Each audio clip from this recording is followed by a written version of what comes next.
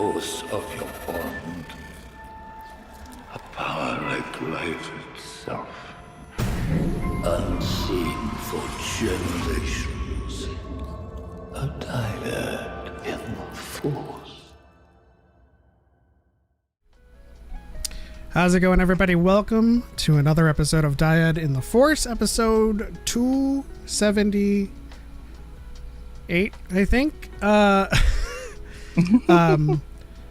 Huge week. Lots of things happened. And, well, we're here to hang out with each other, have a good time, and, you know, get through the rest of it. Yeah. How's it going, Choco? Yeah, definitely. It is going. You know, we are busting through, you know, life. Yeah.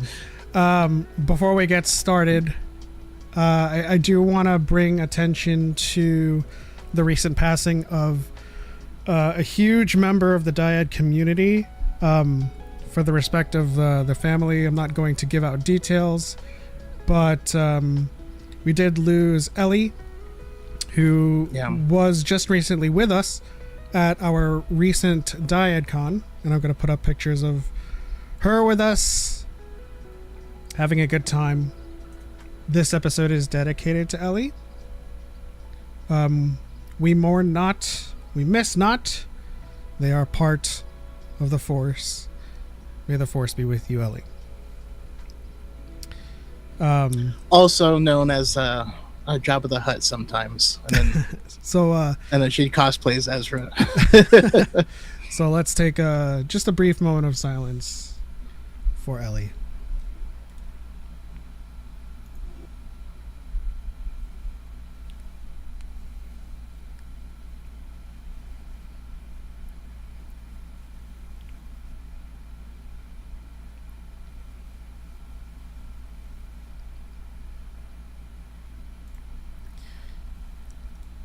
All right.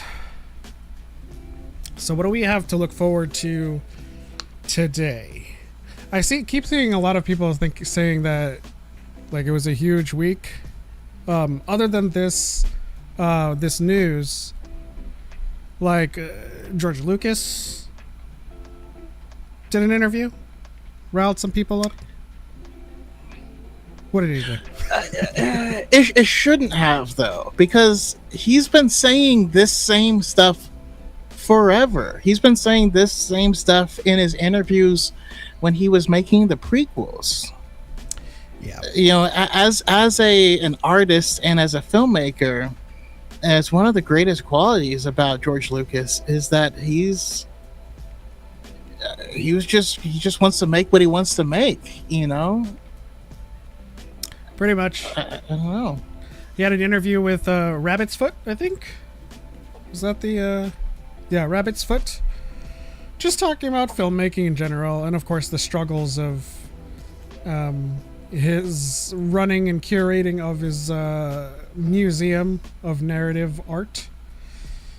Which, you know what? You know, as soon as Cal... We should go. Like, we should make a trip of it. We should go to the museum. We should vlog it. I think it would be really cool. I still think that he was the one that fought to not have Star Wars in his museum. Yeah. But I think it would be fun to visit it nonetheless. Let's see here. Spooky Kitty says, "Hi friends." Alex Leslie says, "Yeah, unfortunately George being pro AI is extremely on brand." I heard he had some disappointing things to say about AI. So, I don't want people to blow it out of proportion. He didn't say anything drastic about AI. The only thing he said was this is kind of like, you know, being for the horse and buggy at the advent of the car. It is something that is inevitable, and there's nothing we can do about it other than to prepare to kind of like, you know, levy some protections against AI that like for example, like likeness rights and creative rights and stuff like that. He's still for art, but he did say that it was like the future, right? Yeah, and that, like you said, that's something I don't want people to take, too much umbrage with, because there's a lot of, obviously AI data centers and things like that do have real and harmful impacts on locations and on water consumption and on stuff we need to function as a society. So like those are always issues, but at the same time we have to remember that George Lucas was a technological innovator, right? He was always on the forefront when it came to digital art. You know what I mean? Like shooting the prequels on digital. Like he was the first to do it. I know when Pixar movies came out, people were like, wow, that the technology. That was George Lucas who invented, it was a Pixar computer that they invented and then ended up selling off. You know what I mean? Industrial Light and Magic has invented so many things. But at the end of the day, everything that they've done has been to help artists create art. It was never to do the art for them. And so that's what I always have and will always take umbrage with. You know what I mean? Like I have a friend who I don't know, seemed incredulous, and I was like, I don't like it's so weird to me to make your own AI fan film where like these are real people. Mark Hamill's a real person, and to steal his likeness and his voice and everything that makes him, everything he uses for his art, and make him say things he doesn't agree to say or do things he wouldn't agree to do, and all this stuff.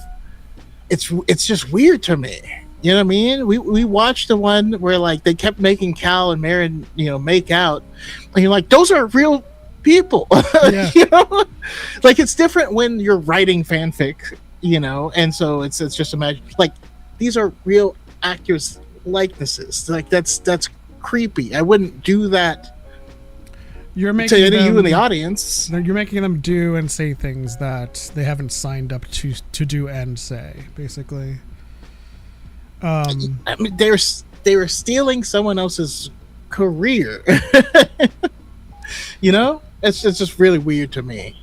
Yeah. Harith in the chat says Lucas fence sat but clearly fell on the side of a pro AI. If you read the article word for word, he clearly doesn't have a pro or against. You're right. He fence sat, but he didn't fall on either side. He just fell on AI is here, and we're gonna have to deal with it, right? We can't stop things from changing any more than we can stop the suns from setting. Yeah. He sat on the fence. I do believe that the fence is on the AI side. There's I don't think there's a way to have the fence not on it. Yeah.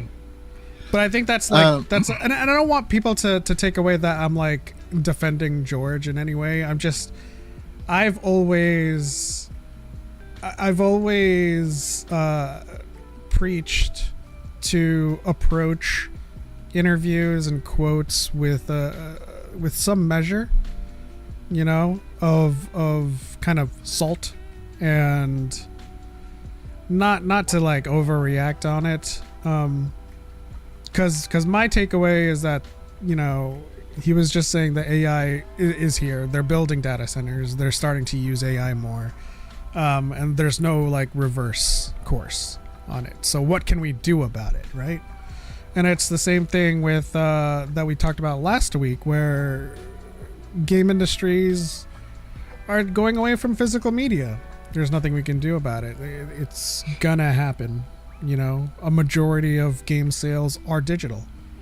So it would make sense for them to stop spending money on physical media. So what can we do if that's the direction that the game industry will go? Well, we can try to lobby for increased ownership rights of digital media, increased resale rights, just in general, like, what does buying a digital item mean? And we can have that conversation. But how dare you approach this with nuance and thoughtfulness? No, again, yeah, it's I know these are complicated matters, so I mean, go with the whole Sony no longer doing digital things,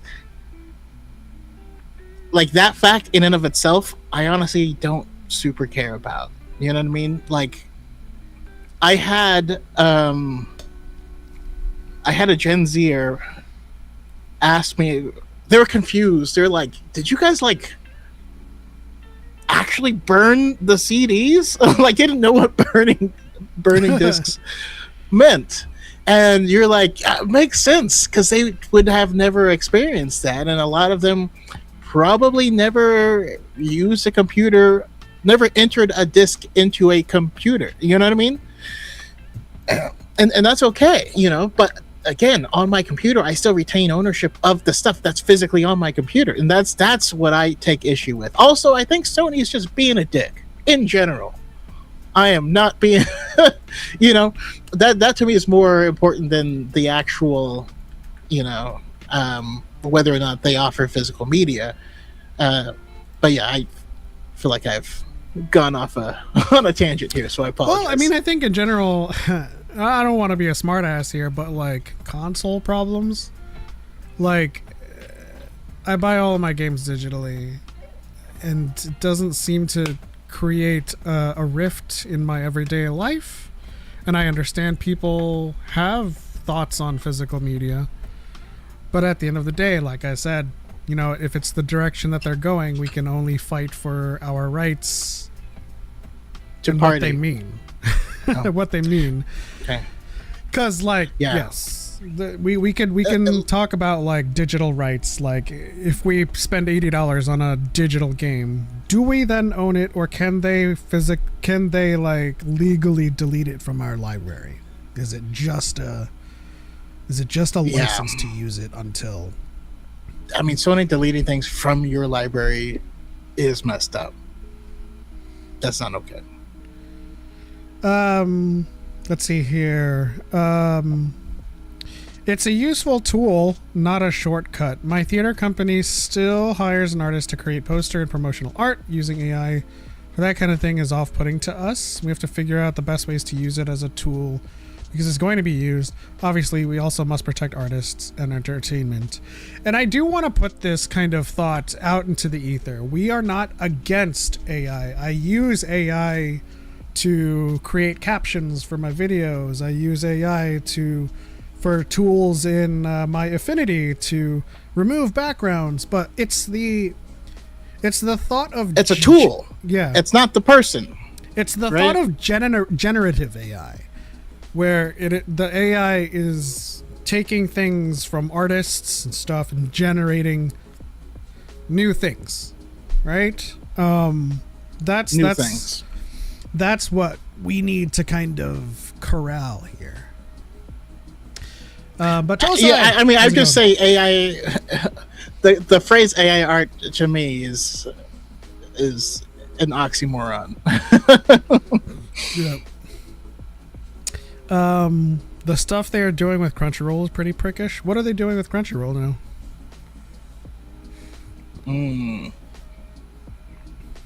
I mean, I am fighting back against Sony as well. I canceled my subscription to PS Plus. Well, I hate to one-up ya, but I haven't had one in 4 years. And you know what? It's really pretentious of me to say, but like, PC gaming is just on another level. You already have the internet. Why pay a subscription to play online? You're already paying for the internet. So I don't know. I've never really liked paying to play multiplayer online. If you're already paying to be online. right? I didn't like it with Xbox Live, and I didn't like it when PlayStation Plus did it, and I think it's kind of dumb. And I think the Switch has it too. And I kind of had to like reconcile with this because like, hey, they're releasing Final Fantasy 14 on Switch, but you also have to buy another subscription to play on the Switch. But they give you 50% off of the monthly subscription on the 14 side. And I'm just like, but like, could you just if we buy a subscription, like, do a kickback to Nintendo and be like, all right, just let them like subscribe to the game. We'll kick back to you.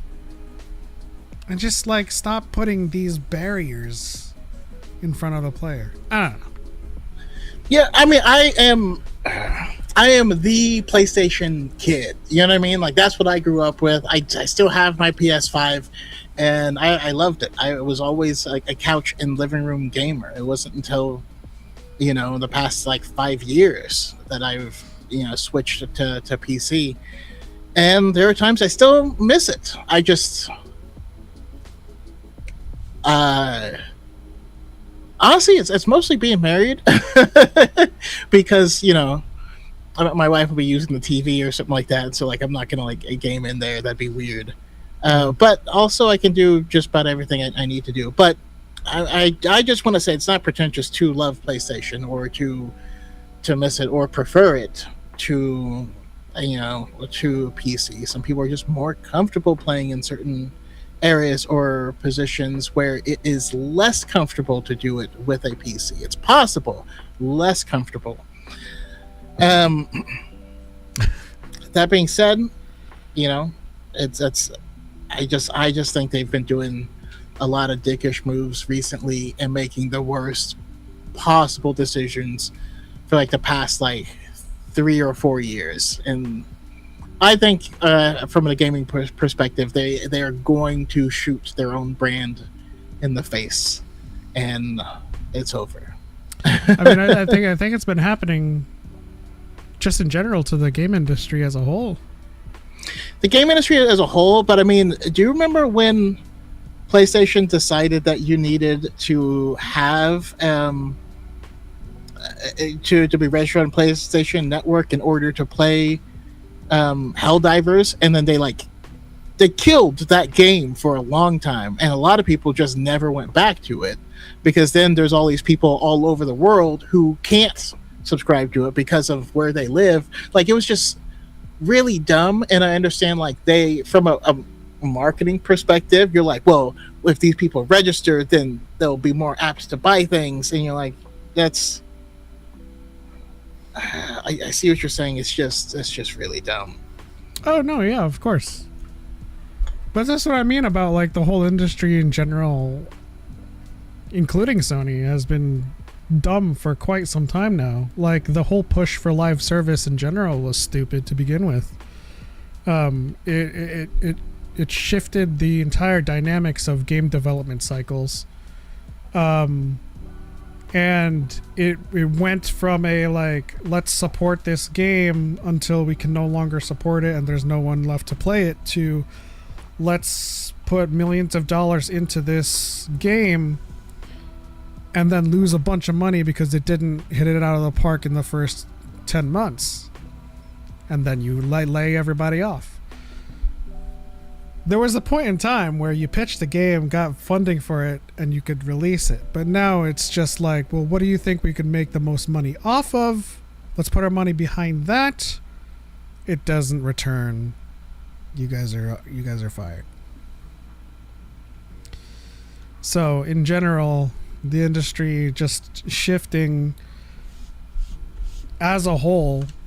And I don't mean to be reductive or like reductionist about Sony. Sony is being pretty dumb and stupid about their decisions lately. But I suppose the way I reckon with it is, I kind of gave up on console stuff a long time ago, you know, and if I'm all things being equal, consoles created this problem when they came out. Yeah, I mean, yeah, it was just. I mean, everything is running into end stage capitalism hellscape. Like it's just where everything is leading, and if we're heading towards cyberpunk. that's all. I love the monsters in the chat. Wildcard comes in saying all this stuff about how he's going to debunk, legends and Ganon, and then Dale E. Skywalker's like, "That's not what we're talking about."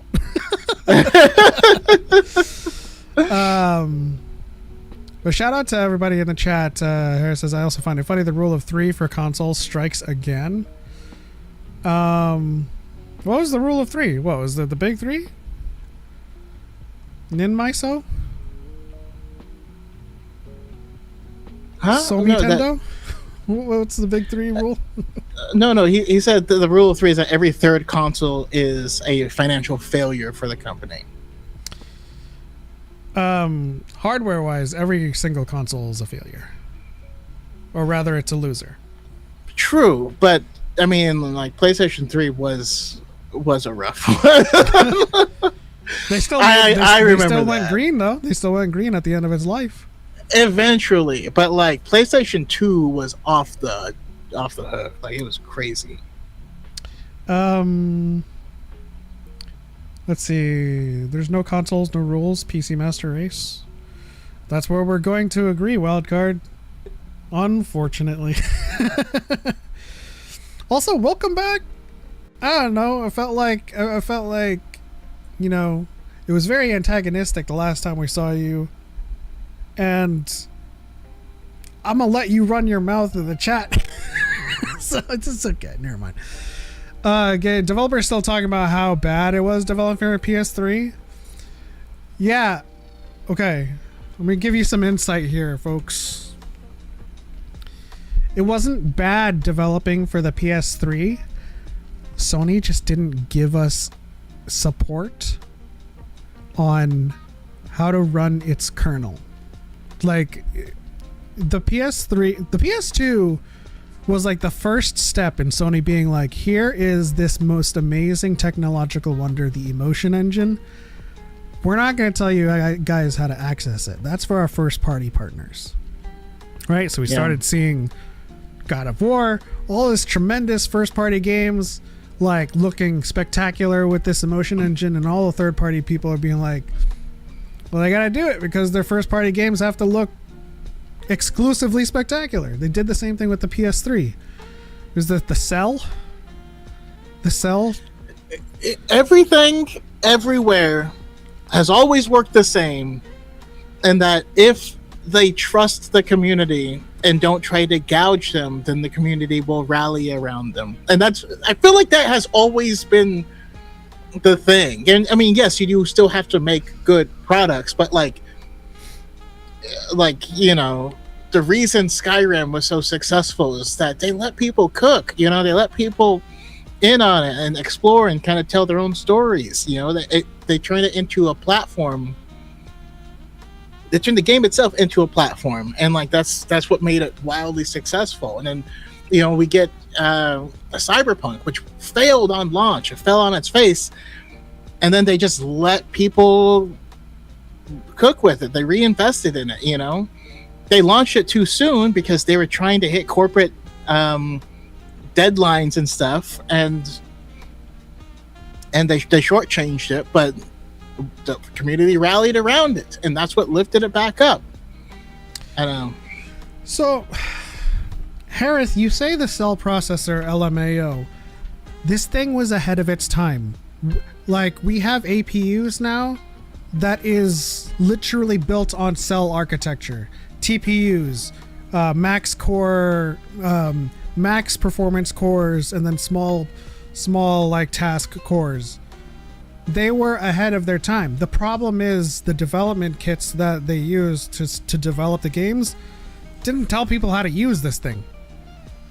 So it's the same thing with like graphics cards updating to like 4K 60 frames per second, and then for like 10 years no games natively ran on 60 frames per second. You know what I mean? And so like that's when they what is it was the PS4 that's just started. You're just like, let's just use AMD shit. But every single silicon now operates on a multi-core TPU architecture where there's different cores doing different tasks, and you have different clocks for different like processes. And the only games that looked good on the PS3 were the people who were like, okay, we have a relationship with Sony. Can you tell us how to access it? Because it was giving developers hardware level access to physics engines, hardware access to, you know, the core kernel for calculations and draws. Not every developer had that access. And I feel like Sony just did that all the time. All right, let's see here. Wildcard says, I wasn't calling you any names or being rude. I was simply saying you were wrong on the basic philosophy of the Star Wars universe. Well, I mean, that's the thing. We're not. Like, we have quotes from George Lucas, quotes from Dave Filoni. It's not really up for debate. Here's the thing. It's like, it's less even about the quotes, and like, you know, I was always a massive EU fan, like way before Disney purchased Star Wars, and even I knew that it wasn't canon. They always talked about it. Like when the Clone Wars animated show came out, they would constantly be like, yeah, it's not canon. So they're still doing whatever they wanted. You know, you have the whole Zygerian slaver arc where that actually was a comic beforehand, but the writer of that comic had previously worked on the Clone Wars, so they actually invited him in because they're like, we can use this story because he actually knows how to write things that actually fit in, and they retooled a bunch of it and made it work. You know what I mean? Like Lucasfilm themselves, before selling to Disney, literally released a guide to the expanded universe, and in the guide they were like, yes, people ask if these things are canon, and and their answer was, as long as it doesn't conflict with a canon source, you can consider it to be part of the overall continuity, right? Even if George Lucas was, you know, approved it, that doesn't make it canon. And in the things that he did approve or brought into canon by putting in a film or whatever, it's only that thing that he brought into canon. It doesn't canonize that thing's whole backstory. We've all known this forever. I feel like this is probably like a 16 or 17-year-old who just discovered the expanded universe, doesn't have the history in it, doesn't know the context, and doesn't care. Yeah. Also, there's this notion that things were decanonized, but that's not a term that Disney or Lucasfilm ever said. Yeah, that's funny. They literally had a press release that said, we have an amazing and fantastic bunch of expanded universe material that'll now be labeled under Legends. They never said, this stuff, not canon anymore.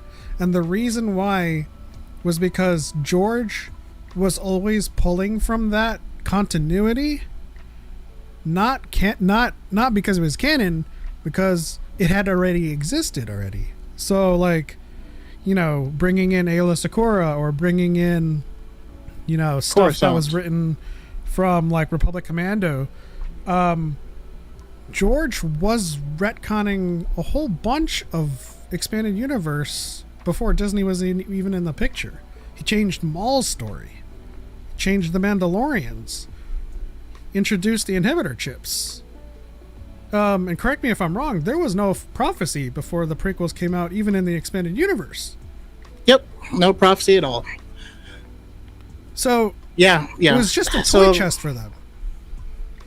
And then also people get confused because they're like, oh well, there's S canon and T canon, and you're like, yeah, that was a naming system that was being used in order Separate the to continuities. understand the separate continuities. So they were different canons unto themselves. They were never on the same level.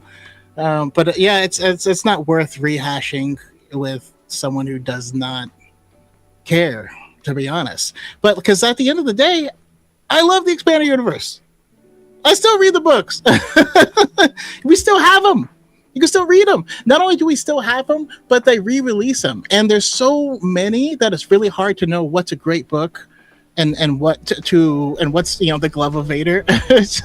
so I think it's awesome that they're re-releasing them, and then they are also redoing the audiobooks. Like some of them never got full audiobook treatment. Some of them only got like shortened versions, because back when they were originally doing this, you would have to have multiple CDs, right? We didn't have so yeah, we get better versions with better audio, with people who don't say Coruscant, and yeah, I think it's a fantastic time to be a fan of either.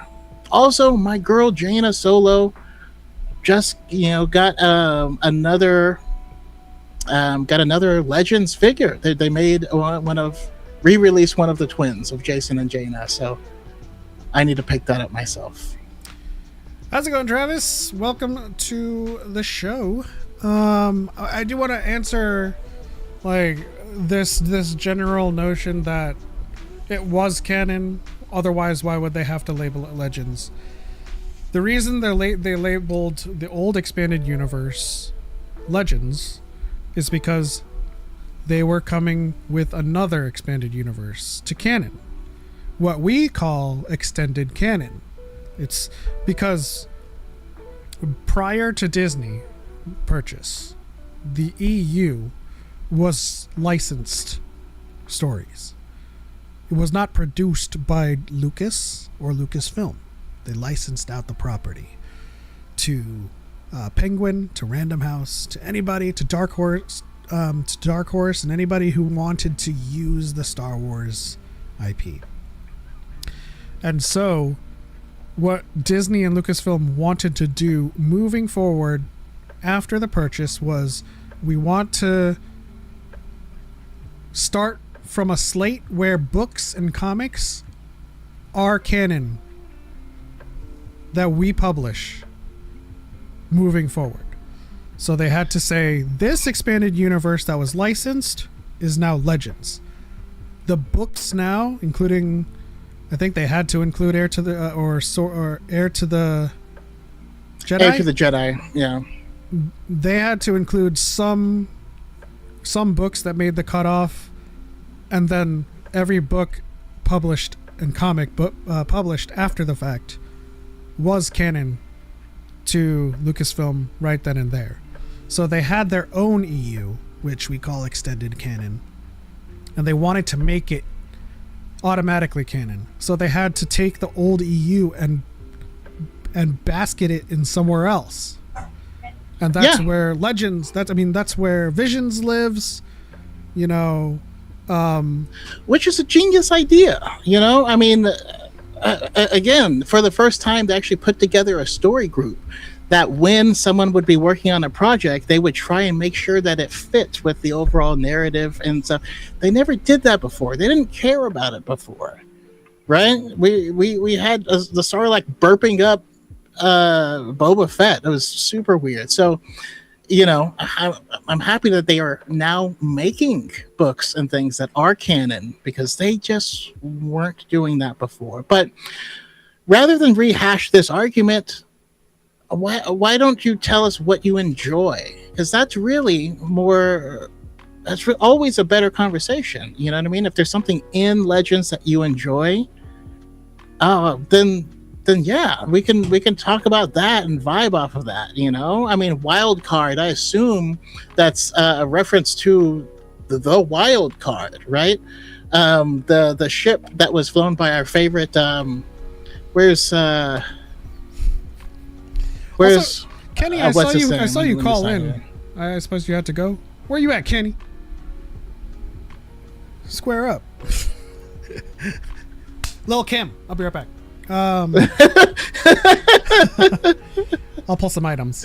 Hey, Master James Kenobi! I knew you were here somewhere. He came out with a talent card. Talon I was hoping that he was somewhere in the background. Awesome. Harith, that's not true. We're still getting Legends material. Sotora is still adding to their collective Legends basket within, the SWTOR game. Yeah, actually, literally everything in SWTOR past the base was done under Disney.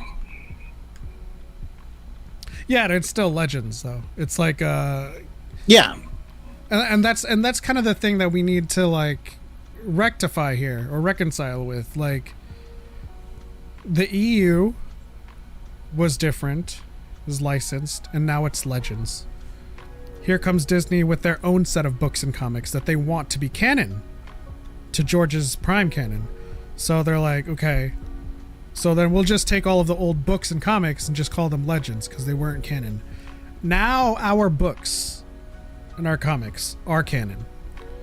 But with SWTOR, it's still going on. And I find it fascinating that like I think SWTOR is like the one thing that is consistently adding to that continuity. We may have Visions that is technically Legends and creating their own continuity within, like the Ninth Jedi continuity. Yeah. But SWTOR has been going strong. Yeah, it's always been going strong, especially if you love Revan, and the stuff that they've done. I mean, I feel like Darth Maul doesn't get his due because he's fantastic. Well, what else? Yeah, I mean, there's just a lot of good stuff, and that's why I don't understand why all this stuff has to be versus. You know what I mean? Like, why is it canon versus Legends? Why not both? It's Legends. Like, I read both. I don't know. It's super weird to me. And we also make a distinction between the two just so we know what we're talking about, right? If I'm going to talk about Satele Shan and like her story, yeah, I'm talking about Legends. Malgus, Legends. The Sacking of Coruscant, Legends. The Brotherhood, or is it the Army of Darkness? I'm like mixing up like Magneto and Bane. Well, I'm laughing at Gage. Said, brother, you got to read more of the EU if you're going to use the word consistent to describe it. Man, so I love Gabe just so much because so much knowledge. He's been in the fandom forever, and he's one of the Troy Denning haters. Shout out to Lord Daggerby. I appreciate. It always makes me laugh. See, I'm someone who my favorite Star Wars character is still Jaina Solo. I've followed her character through so many things. But yeah, you can definitely say, Jason was not consistent, Also, make sure to like the stream. We appreciate you guys. Hey, Just Comics! It's good to see you too. Good to see you too. But yeah, I mean, it's all for consistency in what we talk about, and Legends doesn't have much consistency. There's a lot of toe stepping on. There's a lot of toes being stepped on in the Legends. Yeah, one thing they did do well, in my opinion, though, is the Fate of the Jedi series took a lot of these strands from Legends that weren't connected before, and it was like, here's the connection, guys. And you're like, I know you didn't plan it, but thank you. I appreciate it. Wildcard says, I mean, it was, but still. So in my opinion, I'd just say there's two canons. Follow the Disney one to be up to date. I mean, that's totally up to you. You can say whatever you'd like. It's up to you can call it Disney canon, you can call it old EU canon, doesn't really matter. I'm not really going to police you on that front. I'm just never going to do it. But that's only because Lucasfilm said it wasn't. But that being said, you remember how when The Force Awakens came out, everyone was wondering, okay, well,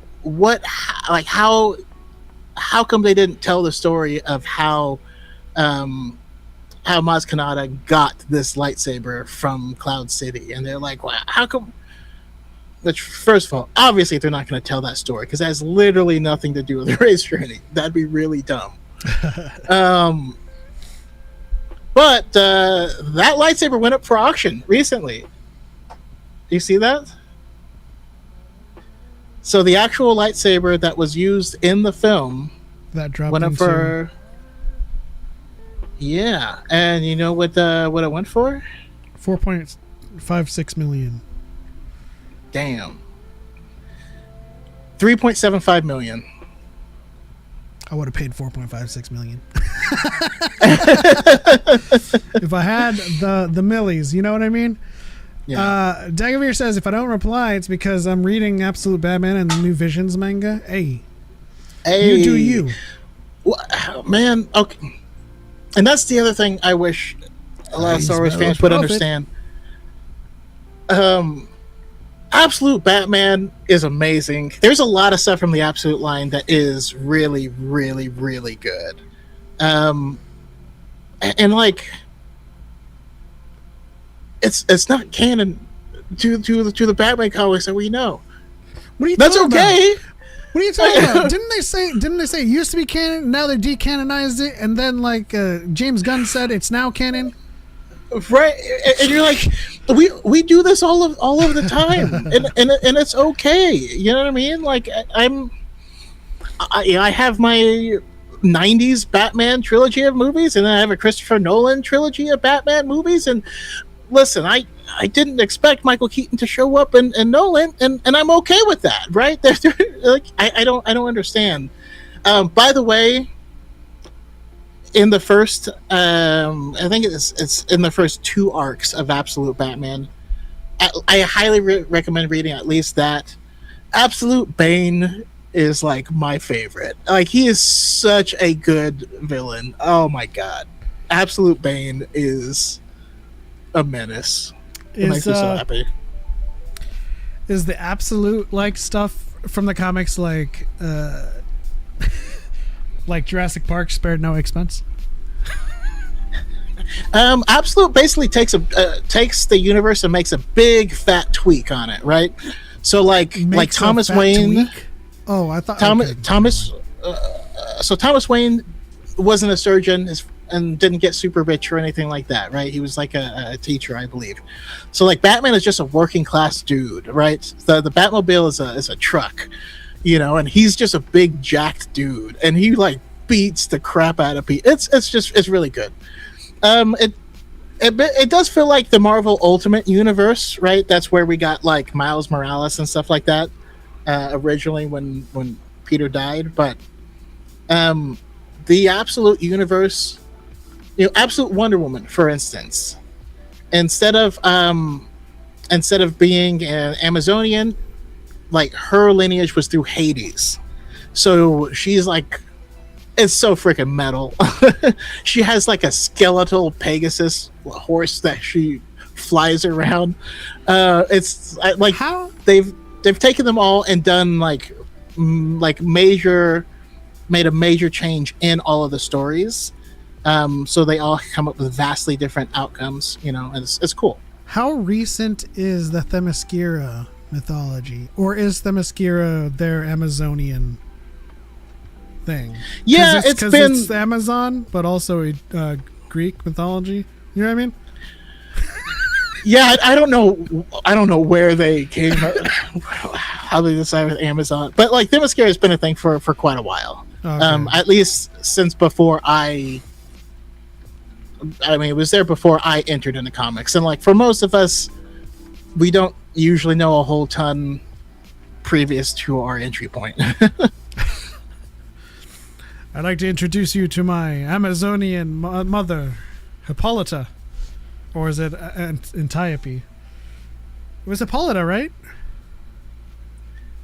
I think there's kind of two iterations, like because one of them she was like a marble statue that came to life, and then the other one she was actually child. Like, I don't know, man. It's weird. It's weird. All this to say, Wonder Woman was played by an Israeli. It's just like this, and I'm not gonna go deep into like the Odyssey discourse, but like seriously, guys, like you guys are worried about like Helena Troy when none of the actors are Greek in this movie. Like, Well, that's just called racism. yeah, yeah, exactly.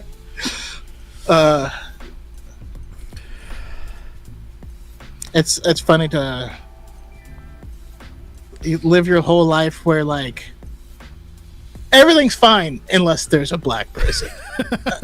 Now we're historians. Like nobody's Greek but this, you know. And like I still have to see Odyssey, and this might be a small spoiler, but no, Elliot Page is not playing Achilles. Like the whole discourse around Elliot Page and Achilles was like hilarious to me. Right? Yeah, because it was something that was never confirmed, and then people got butt hurt. But the truth is that they'd make a great Achilles. Oh yeah, They would arguably be the best casting for Achilles. Achilles, literally, I mean, it would be offensive to cast them as Achilles, if anything, because like Achilles. I'm with you on hides... they'd make a great Achilles, but the best Achilles would have been Macedonian. True. But like, people saw the movie Troy, and then they saw Brad Pitt being like buff and stuff, and they were like, "Oh, that's Achilles." And like, y'all weren't historians then. Like, Achilles was a twink. Achilles ran away from the war and lived as a woman, and no one could tell for years. Sorry, not Macedonian, Greek. I was thinking of Alexander the Great. Yeah. If you're gonna complain about it, then at least some main character should be Greek in the goddamn film, you know. And that's the other thing. Is also Greeks weren't white. No, they weren't. But that's the thing, right? That's the thing with like the bias of the color wheel. If okay, listen, if it's dark skinned, bronze, or any like kind of like shade thereof, it's a white person, until black skinned is like explicitly like written somewhere. So the Greeks didn't get the white software patch update until like to like the 50s. You know what I mean? Like, you know how, you know, in Destiny they'd be like, well, now we're using this classification, and so now you can scorch with these weapons or whatever. That's what it was. It's like, well, there's a lot of other people, so they're white now. Nima said, did y'all watch the Odyssey? No, I still gotta watch it. I'm planning to see it. I was going to see it tomorrow, but I might have to make a big sale tomorrow. So we'll see. We'll see what happens. It's a 3-hour movie, so you got to plan your day around it. Yeah. I just know, for the entire history of Hollywood and movies, I don't think we've ever casted appropriately for any movie. And I don't think it matters unless it's trying to sell itself as an authentic like movie, right? I think the Odyssey was like supposed to be Nolan's modern take on the myth. Well, I mean, Nolan knows that these stories, especially these Greek, you know, and ancient myths, were something that was typically shared mouth to mouth. And yes, orally. I was like, I don't know why my mind said mouth to mouth. That felt really stupid.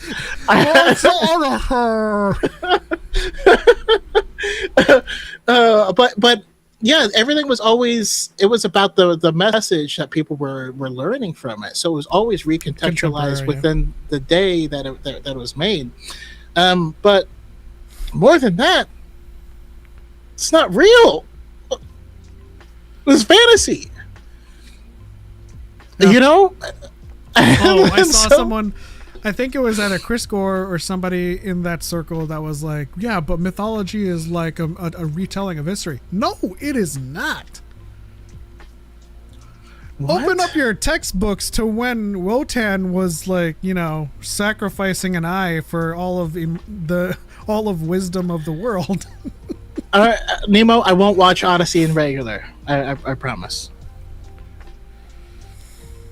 Sorry for being late, Dyad Duo. What's going on, Weechka J? Appreciate you hanging. Don't forget to hit that like button. My favorite historical event is the felling of the Cyclops. No, it's Hercules' what? 7 trials? What was it? Laborers. The 7 labors? Oh, man. Yeah. I mean, my favorite historical event was when Zeus turned into a swan and started banging women. And then she laid an egg. And then Lupita Nyong'o came out of that egg. You're like, what? I mean... Imagine... yeah, I said banging. We know what I it was not super consensual with the swan.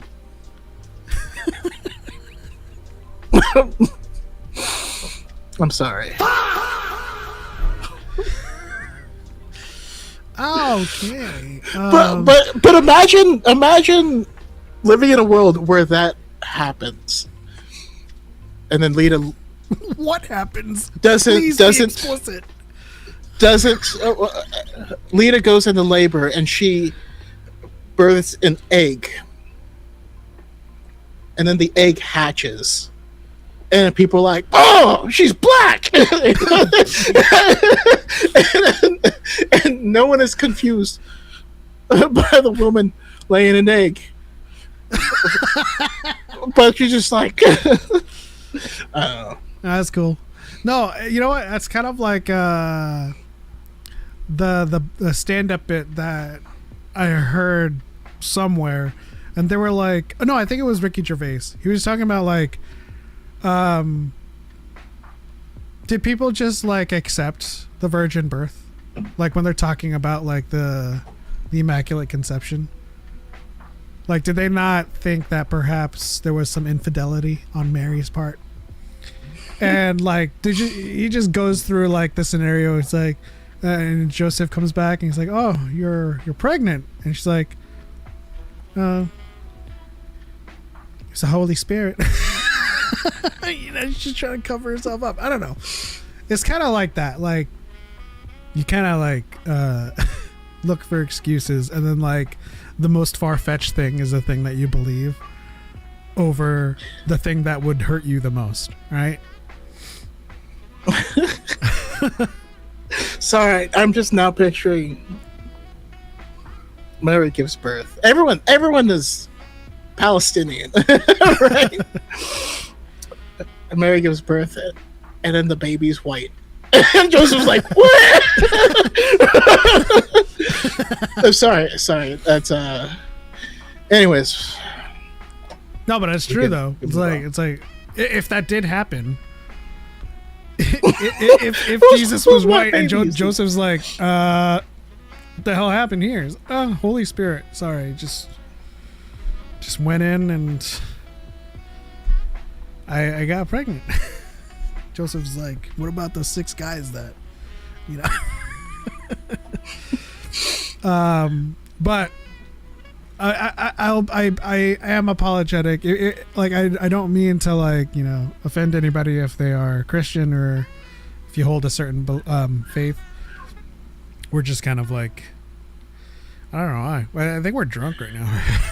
I think we've all had like a difficult week. Plus, there's just like other pressures. Plus, it's hot as balls. I don't know if it's true. super hot where you're at.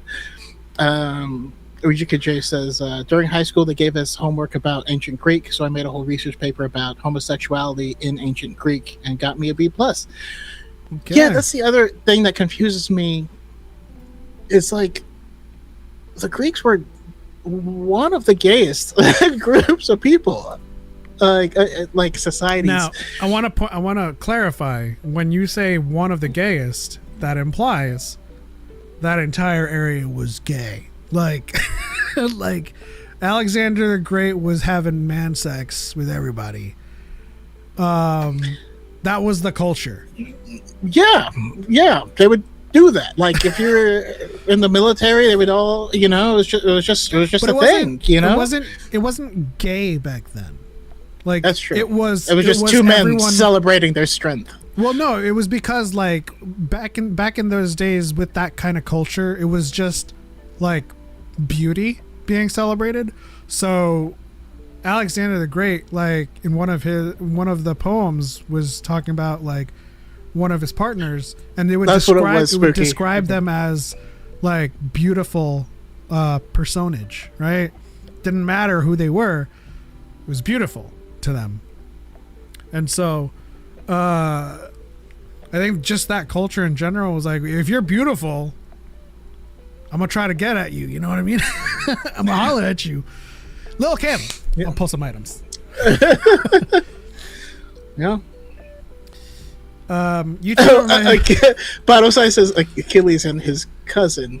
Yeah, that was they pulled the Sailor Moon on us. Imagine if Anakin was black. Nope. Can't imagine that.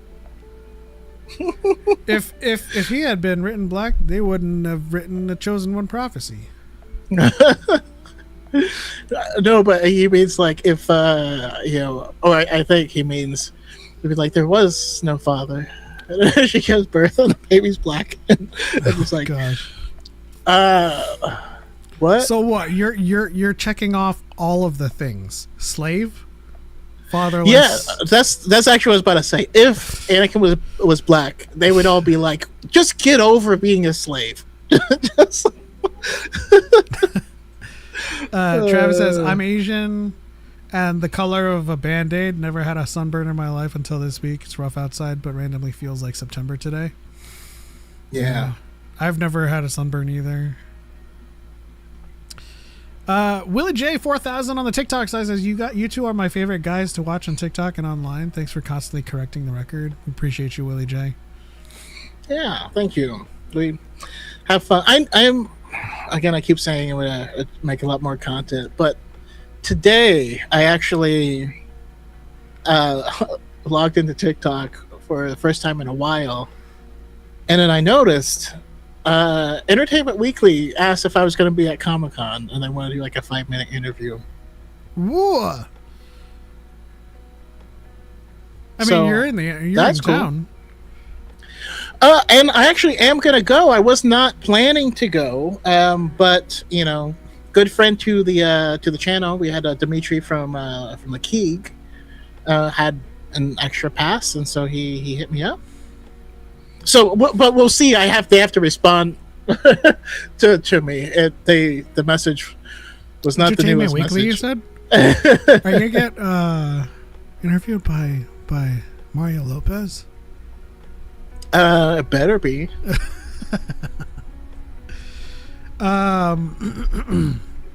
Yeah, say hi to the Rebel ScumCon folks. They're going to Comic-Con. Hey. Awesome. Yeah, I'll have to track them down. Also, get me your headshot, bro. For real. I have until the 20th to submit those. I know. Yeah. Are you doing it? Says Harith. I mean, I think that's what he's implying. Yeah. I'm gonna try to if they respond to me. Yeah. Spooky says, I'm Ginger. I burned in 10 minutes. Understandable. Yeah, my mom actually has gotten sunburned for the first time, like the past couple years. So now she has to wear a hat when she goes outside. Yeah. I've still never gotten one, but I mean, it's Fingers crossed. it's genetically harder for people with melanin in general. Yeah. Not only that, but also we just don't like being in the sun. Like like it's not. Yeah, I grew up in a beach town, sort of, and like all my white friends would be like, "We're gonna lay out." That was the most boring thing ever. Like, what are we doing, guys? Can we like? Oh, it's gone down a little bit. That being said, I do wear sunblock now. I didn't before, but I do wear it now. The citizens on Tatooine use sunblock. Okay, listen. I feel like they're cracked. Did you see how old Uncle Owen and Aunt Beru looked in the original trilogy? That's what the sun in Tatooine does to you, But I also feel Ewan McGregor got old as balls real quick. It's a compounding effect too, because it's dry as hell, and you've got like sand, like the winds and sand like blasting you all the time. How old do you think Obi-Wan Kenobi the character was when he died? Probably like 56. If I take into not asking you, I'm asking the chat. Well, you ruined it. He's 57 years old, and you're like, that's a lot older than what. I mean, all I did yeah. was do the math from the prequels, but like I still didn't. 57. But in general, it's the same thing with like Boba Fett, right?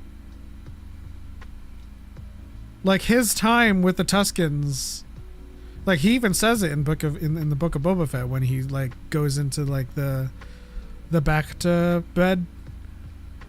It's like still not going to reverse the shit that happened, when I was out there in the sun all the time with the Tuskens.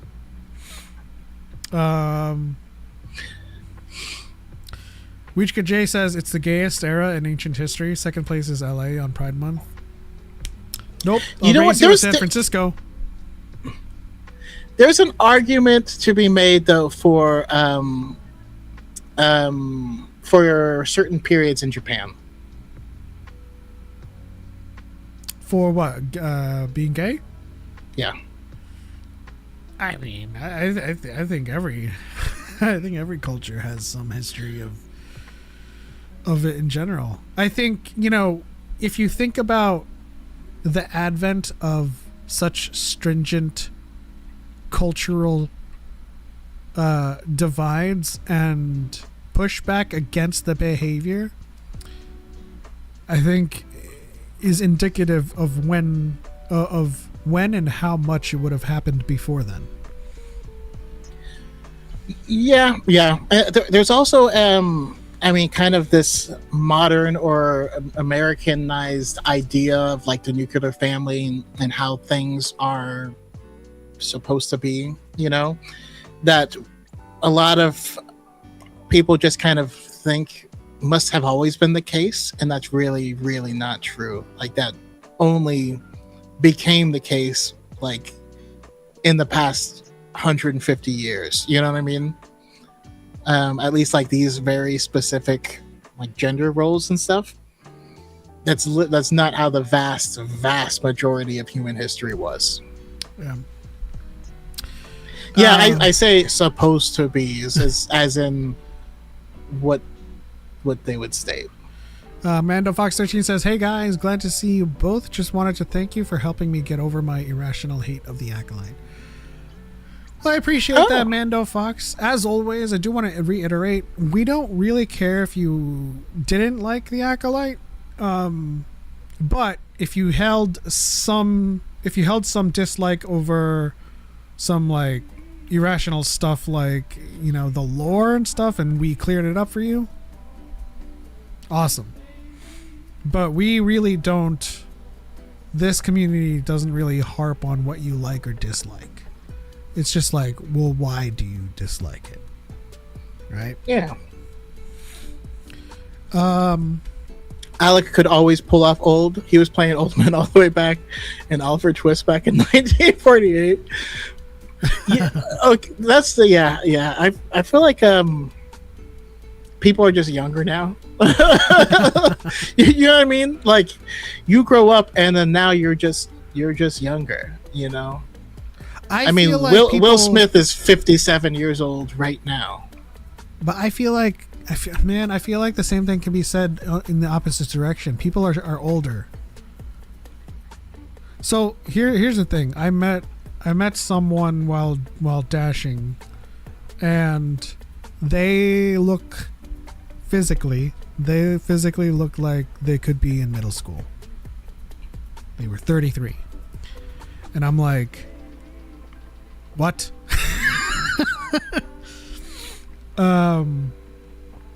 So I don't know. I mean, you just gotta use your best judgment, I guess.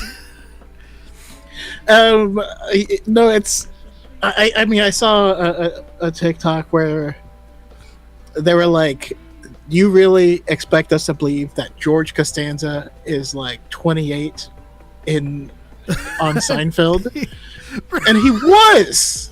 Jason Alexander was 28 when he started the role. And people were like, oh man, yeah, no, he was just bro, the guy from Tokyo Drift. Nah, they talked about it in the behind the scenes. They knew damn well he didn't look like a high schooler. Meanwhile, Mace died at 70. Mace Windu was 75. Was he applying some of that Harun lotion? Was he 75? I mean, he was Syrian, or no, he was Harun Kal, right? He was from Harun Kal, is the planet. Oh, Korun. Korun, yes. My bad. This thing, I totally took it for granted. Let's look up Mace Windu.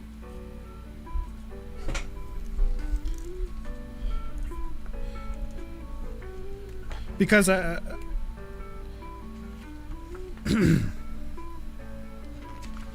had never really gone through this thing because I have all of the other visual dictionaries like individually.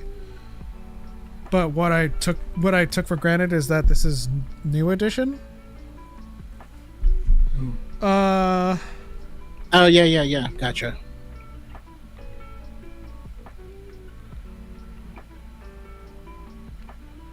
I don't know if it would list his age. No.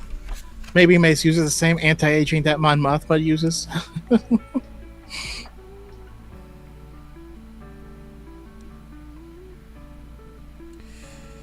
Yeah, the visual dictionary wouldn't have his age. I don't know what it's also, canonically listed as. They also had to canonically change the age of Qui-Gon. I think so. Yeah. Because afterwards in telling stories, he just no longer lined up. Harris says, hence why I don't go clean shaven anymore. Bro, I'm telling you, Joe Pantoliano, Cypher from Matrix. That's Harris. In all fairness, Harris was a fetus when we first met him.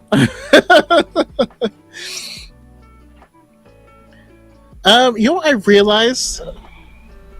We didn't actually read any of the George Lucas quotes from the interview. But I also think we didn't really need to, because I think everyone was kind of like read on it. Is there anybody that wants us to read like the quotes directly from George Lucas from this article? Well, I do just want to read this first one that you sent here, where he says, sorry. There's a type of Kowakian monkey lizard outside. I was like, is Insidious happening, Nick? I don't like focus groups. Lucas says the audience doesn't know what they want to see. If they don't like a character, that's interesting, and as a filmmaker, I want to find out why. But when the studios hear that, they take the wrong message. They let the audience actually make the movie. Of course, now they go crazy with that. Now it's all about what the fans think. That isn't how you make the movie. You make a movie by finding someone who knows how to make movies, that has a story to tell, and is passionate about it. Yeah. What do you guys think of that? Is that the right way to make movies? Is that the wrong way? I mean, I think for me, I think there's value in focus groups, but in general, I agree with the sentiment that fans don't know what they want to see. Right? If you go in, you're just like going in for a test screening, you don't know what you're about to see. How are you informed enough to make critical feedback important that's, actionable by the studio or the filmmakers? Like, I think we say this all of the time when we talk about fans and the discourse around they should let fans be the showrunners. They should have fans direct. They should have fans write the story. But fans literally don't know what they want to see. We've said this before. You put a bunch of us in this community right here. You take us in a writer's room and you're like, all right, we're going to rewrite episode 7. What do you guys want? What's the story? We're all going to have wildly different wants, wildly different story beats that we want to hit, and wildly different stories in general we want to tell. And so this goes into if you make a movie for everyone, you make a movie for no one, right? And that's because you can't really divine what every fan wants to see. If I made a TikTok video tonight and I was like, all right guys, we get to rewrite the sequel trilogy. Write your pitch for episode 7 in the comment section. Every single comment is going to be different. Not one single person is going to agree on one singular direction. And what that means inherently is that no matter what, someone is going to walk away from that movie being like, that's not what I wanted. You're never going to get people to be like, oh, that's what we all wanted. That was freaking fantastic. My whole theater agrees with me walking out. I mean, listen, if I just hate when people crap on the concept, the very concept that created the thing that they love, right? I mean, that's why Star Wars was groundbreaking in the first place, because it redefined a lot of things. It broke a lot of molds of the time. And you know what? There was a bunch of people who didn't like who didn't like episode 5. And they looked at Empire Strikes Back and were like, I thought this was a serious movie. Now he's playing with a Muppet? That's so terrible. What the hell is this? Then there was people who didn't like 6. And then everyone hated their remaster or the special editions. And then every prequel. You know what I mean? And at some point, it's just understand, if as long as you keep trying to please all these people, you're not going to be able to tell your own story. And that's how I kind of think about Supergirl, because I enjoyed the movie and I really liked Millie in the role, but it did feel, when I put it all together in my head, it felt like it was written by someone who was told to write this movie, not by someone who was like, I need to tell a story. You know what I mean? And it's just a very different thing.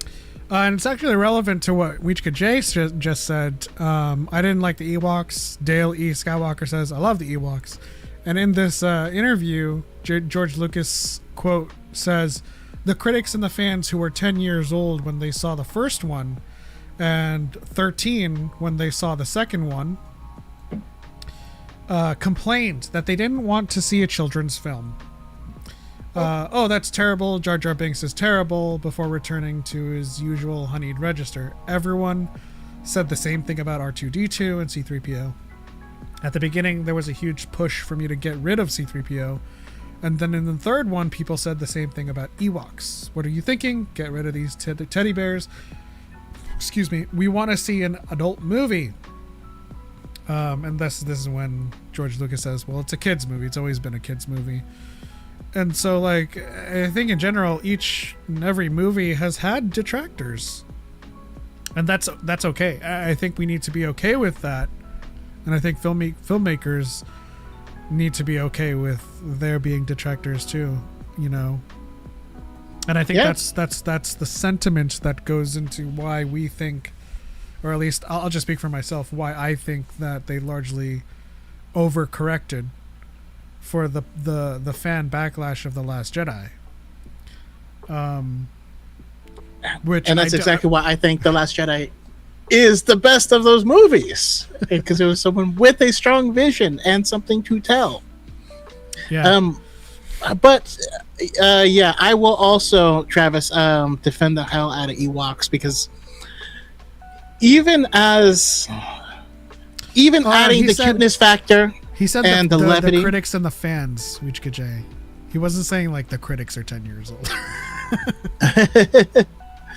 So, like, they added the levity, they added the lightness, they in what is the darkest part of the movie, because people are just getting murked left and right, which is honestly not something that you see a ton of in Star Wars. It happens way less than I feel like people remember. But also, it's the whole point, right? You know, rather than like, these were people who didn't have technology, and they were physically weren't small. I mean, sorry, they physically weren't large, and like, that's the whole point of, like, yes, that's a superior military force, and they lose the war, right? That's what we did in Vietnam, and that's why. I mean, they all kind of speak like Mongolian. It's kind of weird, but they there was like an old woman from like a Mongolian like tribe, and they like paid her in whiskey and recorded her voice, and that became the voice of the Ewoks. Adam SK48 says, I often joke that the worst thing Star Wars ever did was make a sequel. I mean, well, now it's like a multi-billion-dollar franchise, so what do we know? Wichka J says, The Rise of Skywalker is my top 5 movie out of all of the Skywalker movies. But that's the thing. Like, everybody has different opinions about it. But I think where I come down on The Rise of Skywalker, other than my critical issues with it, is that it's a non sequitur. And, you know, if I need to explain that, it's just this does not follow. The things that Rian Johnson was setting up with Rey, with Kylo, and the story in general, The Rise of Skywalker did not follow. Like, I could recognize an argument where, you know, if you're a fan of The Rise of Skywalker, there's some moments that I absolutely love from The Rise of Skywalker. The Death Star 2 lightsaber fight. I think the lore with the dyad in the Force, which I think was one of the things that Rian Johnson was ultimately building to. Those are all interesting things, but it does not try to build off of what was being set up in the Last Jedi. It tries to kind of like, it tries to soften the edges. Nice with it. Yeah. And I apologize, it wasn't Granny whiskey, it was Granny vodka. They they gave this old lady a lot of vodka, and then she recorded her voice, and then that became the Ewoks, which is also why I used to live in an apartment, and I would swear it would sound like Ewoks were talking sometimes. I mean, that the only movie that was universally liked was the original release. But even I have issues with saying that, because as an adult now, I really can't F with A New Hope like I used to. Well, I mean, recognize honestly, it. I recognize its importance, but I just, the concept of universally liked doesn't make sense in this instance, just because it being the first, you either liked it or you didn't. You know what I mean? Like, universally liked for like a franchise doesn't. You have to be within the franchise for that. You know, I don't know if I'm making any sense. You wouldn't hear from people who didn't like it. I suppose to to put it in a more recognizable flask, I would say, is the Fast and the Furious universally liked? Because I feel like Tokyo Drift is my favorite, and the last one that really was about cars. I mean, Too Fast, Too Furious is my favorite, but not for quality reasons. Forget about it, cuz.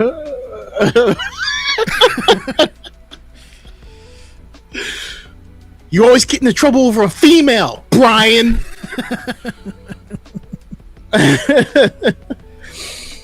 But I'm willing to love it though. But come on, Lucasfilm, throw me a bone here. Yubnub is Mongolian for I am small and furry, but I'll still murk you. Is that real? No, that's not. That can't be. No. Still waiting to finish the Fast and Furious. Watch along, Choco and Element. Finish? Yeah, Did we start it and not finish it?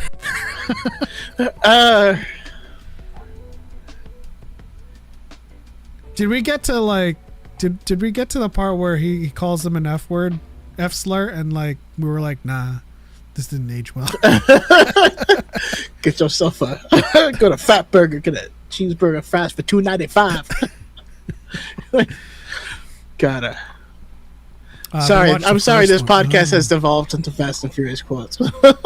Nah, man, this is what it's all about. I mean, this is exactly what this podcast is for everyone on Friday night, right? We're letting loose. We're decompressing. We are talking about Star Wars, but at the end of the day, I think what makes our community so gosh darn awesome is that we can all joke around like this. Also, Adam SK484, would you prefer Susari? Is that Susari or Susarl or Adam SK? When I first watched A New Hope, I felt nothing when Alderaan blew up and when Old Ben died. But when I rewatched it with my brother after finishing the saga, I did feel pain, even if I saw it coming. No, I felt the same way. I really had no emotional investment into Alderaan. What did strike me, I mean, you couldn't. Yeah. What did strike me, though, and which is one of the best lines from A New Hope, is when Obi-Wan says, it's as if a million voices cried out and suddenly vanished. That put into perspective what had just happened, regardless of my connection to the planet. Millions of people still died, so that was a good line to have on the back foot of that. Well, but I also Sorry. You ever have your brain thinking two separate things at the same exact time, and it just messes you up? That happens to me a lot. Yeah. But I mean, A New Hope. My current love from it kind of comes from the fact that originally I only had a VHS tape of Empire Strikes Back, and I watched that over and over and over again. And when I was little, I thought A New Hope was boring. To be quite honest, there's scenes I kind of remembered from it, but like after you go through everything else and then watch it again with the context and the weight and all that stuff, it was a whole different ball game, you know. And then the side thing that my brain was still thinking about moments from Fast and Furious that changed my DNA. And if there was any value in the new ones, and then I was like, oh, that one scene when Anna Sawai like comes up with a big gun on the back of the car and starts shooting it. That moment was good. E.J. Shout outs said, is it my headcanon or did one of the Ewoks use some Tagalog in one of the battle scenes? It does sound like it, but I think in like behind the scenes like material they were saying it's a different language from Tagalog. You guys look up Granny Vodka. They have specials and stuff about her, but yeah, it's the language will sound similar, but it's like a very specific kind of dialect that you probably wouldn't like. It's like one of the, I mean, there's like a lot of like Asian tribes that are like in Russia. Like people forget that half of Russia is in Asia. That the division of that landmass makes zero sense at all. Let's see here. Streets closed, pizza boy. Sorry. And then he's kind of like waves vaguely them to go around. I love that moment.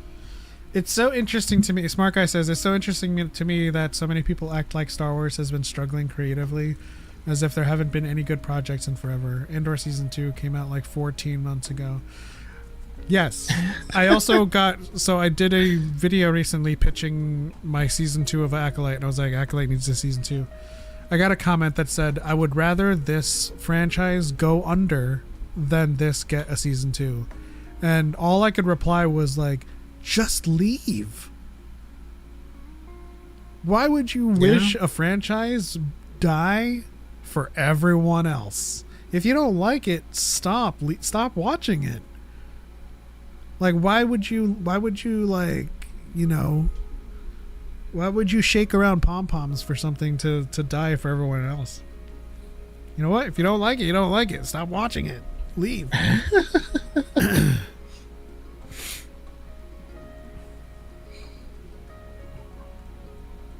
You say the words Acolyte in a video and your comment section will lose their minds. Thankfully, it has been civil. Aside from those like few like sprinklings there. Yeah, the only real concern I have about Star Wars is I just hope that we never forget that Hector is running 3 Honda Civics with spoon engines. Motec exhaust. I'm sorry. I'm sorry, Motec exhaust? Yeah. Don't they make ECUs? I can't remember Motec, man, but oh, I think I just saw a video like of someone installing a Motec like cluster, like a digital cluster for the like that goes in place of the like analog instrument cluster. I think they're just like digital displays. I don't think that they're like any kind of like performance parts. Oh man, on my Subaru Legacy, I had a digital airflow and fuel controller that could be mounted, but it was also made to slide into an area and hook so I could take it off. Because my car is kind of designed so it would look like a stock piece of crap from the outside and you wouldn't be able to tell. But yeah, it was funny. I put it in my glove box because I was just driving normal, and I pull up to a stop sign and my car just dies. It's like, oh crap! And I turn it on again and it dies. And I basically I turn it on and like floor it, and like I was able to roll it through the street and like pull over, and basically it was just still active when I put the controllers into the glove box. So I was running at like negative 50% fuel. It was great. That's rough. You didn't have any like sensors for like fuel pressure or anything? I mean, those were my sensors, but they were also the controllers too. And you know, sometimes you gotta pay more attention. Yep. I miss that car though. I mean, it makes me happy though seeing you know, being able to race with it in Forza Horizon. Although the version that's there is not the wagon, and I miss the wagon. Honestly though, like I've been getting like the, I don't know what you would call it, like the hunger pangs for like tuning and stuff. And I've just been thinking about like what I can do to my bolts. And you probably could do a lot because there. I mean, electric motors are torquey as hell. There's a lot I can do tuning wise if I plug into the ECU and see what like, because I don't have any familiarity with how EVs handle like even torque split. Well, mine's front wheel, there wouldn't be any split, but like I wouldn't know how to tune it. But like I was just thinking about like I went to like a Fitment website and I was like, yo, they have coilovers and stuff for like my EV. Like I can make this thing like ride smoothly. I can stiffen it. Yeah, it makes me want to just like do some suspension and take it to a track. Like I feel like, because like Cal also wants to get a CRX like in real life, and he's not gonna find a clean one, man. You are not gonna find a clean one. But if he does, you know, he's putting some tains on it. And I feel like the three of us. Tell him to get an EG. He should get an EG hatch. I mean, he's set on that CRX because it's that boxy back, right? Yeah. But I feel like we could. I don't know. Like, you do anything with your your Chevy right now? There is actually quite a bit of things that I can do with it, and I even thought about. But like just the shape and how light it is. There's been times where I've been driving on the freeway and I swear my car is gonna blow over. It's so light. You know, at least you know your car has a lot more weight, and it's probably sits down lower because a lot of it comes from the battery. Yeah. Hey, Mari. How's it going, Mari? Yeah, which is like, if I look at my car's body, it is already pretty sporty. Like, if I look at my front bumper, it's very sporty. I don't really need to do anything about my skirts or my rear. I just feel like lowering it just a tad, putting on some coilovers so I can stiffen up the suspension.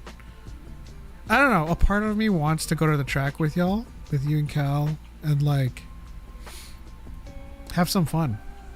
You know, obviously we're not going to go full out because we don't really have the cars that we build in for Forza Horizon. But it'll be fun. No, I mean, we should go autocrossing, right? You could take any car autocrossing. I mean, you do have to have a helmet, but I think you can rent one there. And it's a tight, very technical course that you race with your own car, and it honestly is just based off of skill. You know, that's what we used to do all the time. You would, I mean, my buddy in an automatic and stock Jetta, yeah, you know, it was able to beat like Corvettes and Mustangs with their times, but it was because he was just an insanely good driver. Yeah, I mean, when I say have fun, I mean like take it around like a circuit and just kind of like push a little bit. I am not a race car driver. So like, I don't know. I don't think either of our cars have the tires not at all to do so. Not at all. You kidding me? The tires, or I mean, the other thing is like, why don't you try Fat Burger from now on? You can get yourself a cheese and fries for $2.95. Ferric. Wow, is that the is that the equivalent? Are we doing that to Ferric right now? No. We appreciate the $5 drop. Yeah, thank you, Travis. What did it get? Tuna on toast. Nobody likes a tuna here. I often sing those like watch your back, like that's not even a song. What was that?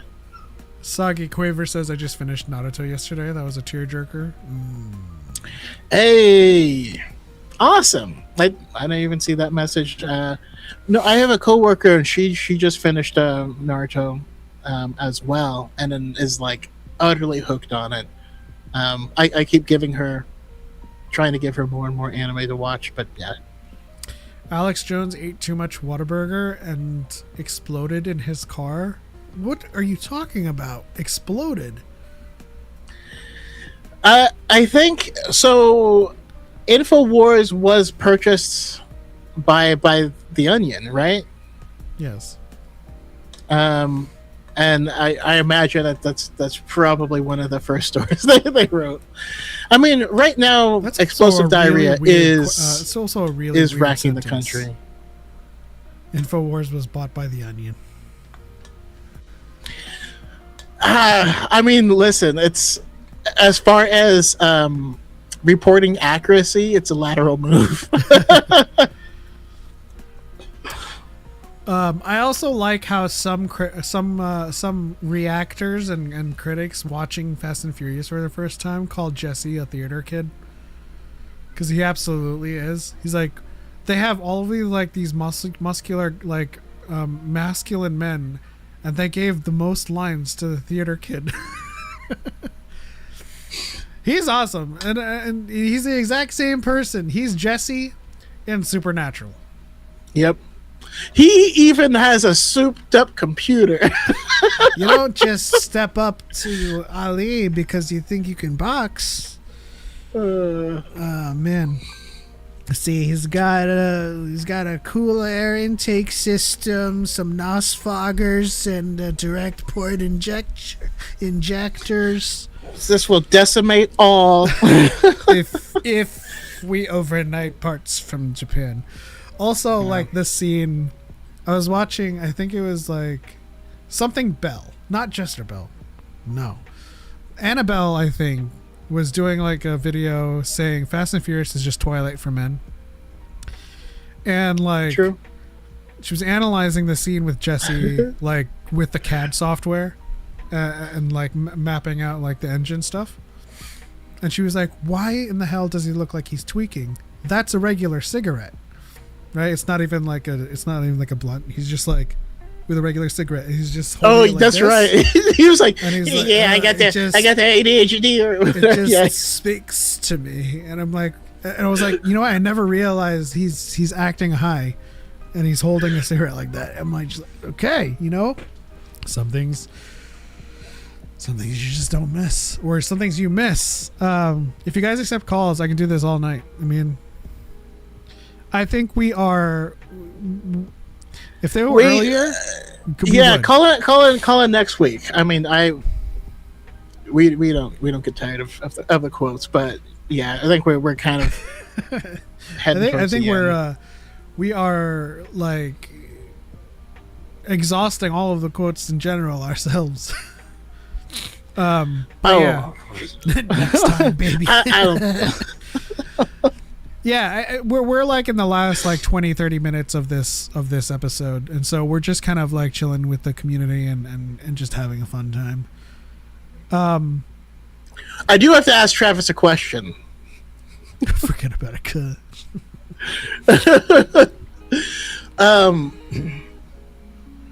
If I see like a Ferrari that someone is driving, I can't say it regularly.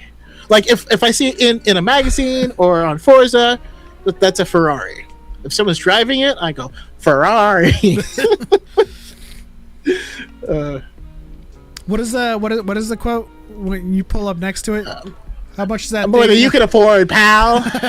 Ferrari. how much does that thing go for? God. Smoke 'em. And then Element 7 and good friend of the channel, the Sawyerism, went to that diner. Yep, that is Neptune's on the Pacific Coast Highway. If you're ever in LA and you want to visit that place, just look up Neptune's on Google Maps, and it would be on your way that you see the Caleb Doom Street.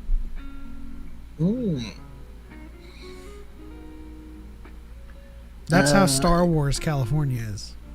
Yeah, you can have any beer as long as it's a Corona.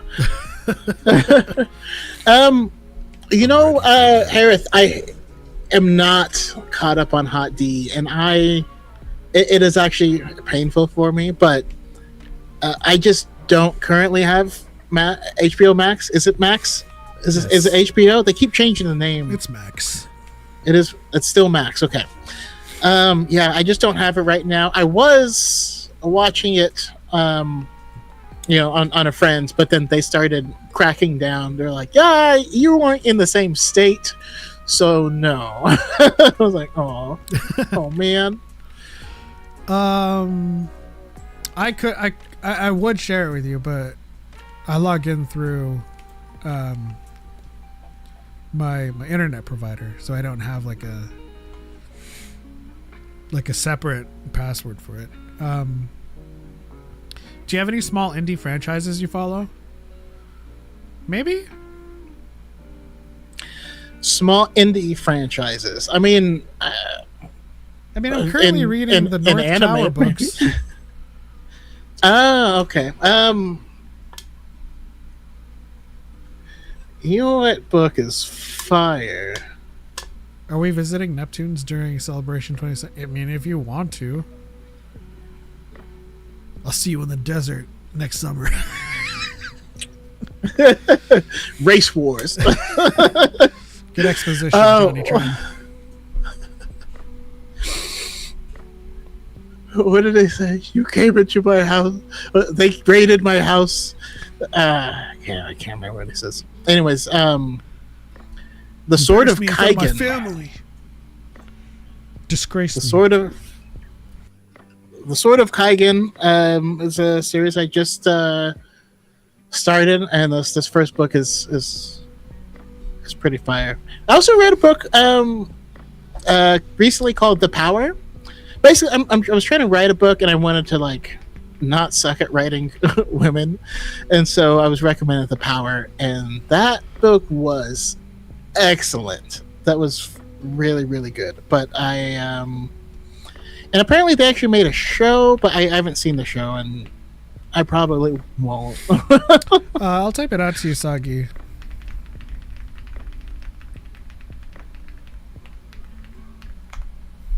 It only has 2 books right now. But I like it so far.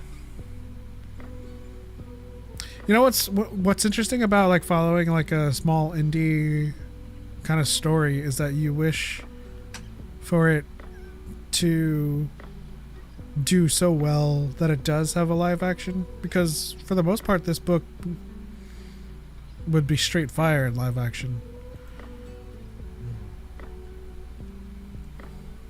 disrespecting my whole family because somebody narked me out. And you know what? It was you. That scene in particular, the way Vin Diesel punches him, but like keeps like he was running past him. I don't know, those just make me chuckle. Like he had hella follow through. Anyone notice that Tokyo Drift is a remake of Karate Kid, and the villain story from Tokyo Drift is ripped from Karate Kid 2? You just saying that because the villains are Asian? Oh, I never knocked on nobody. God, so good. Me still wanting that Credo to get full animation. I really, really do want it as well. I don't know if I told you guys, but I did buy my wife a stuffed what is it? The volcano turtle Pokemon as just like a representation. Anyways, I don't know what that is. How far did you get in Cradle, Pep?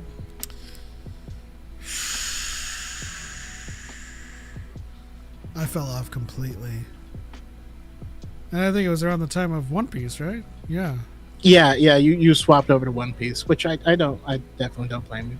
I think I was on the third book, right? Third, fourth book? Maybe you can search your like DM history and like what's the last book you sent me.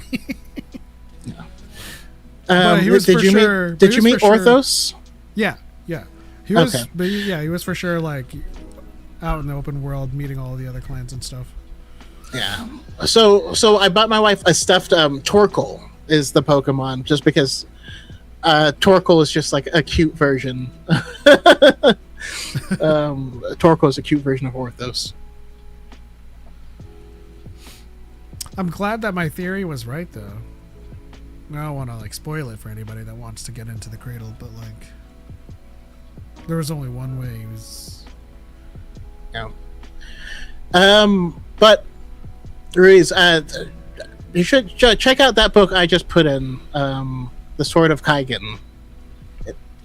It's like there is a series. That's the first book. I'm almost done with the first book, and it is. I don't know. I'm loving it. There is a Shansha Chinese drama I want you to watch. That is pretty much Cradle. One second. So just like Cradle is Chinese, like very Chinese inspired, the Sword of Kaigen is very Japanese, sort of. But there's other stuff in there as well.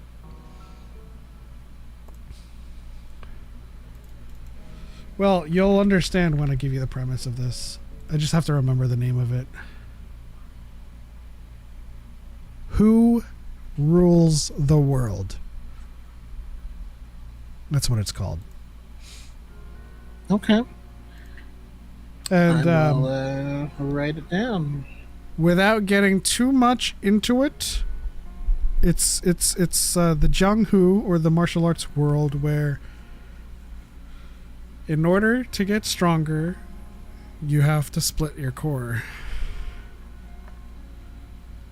It's just everything you like about Cradle in a Chinese drama. And I recommend it to Super Ruiz as well. Who rules the world? I also wife and I watched the first 2 episodes of Black Torch. It's a new anime on Crunchyroll. That's on my list. Basically, huh? That's on my list. Oh, okay. I thought you said that's a waste, and I was like, huh? It's basically like, you know, a boy who's also a ninja, befriending a magical demon shadow cat, and that he can talk to, something like that.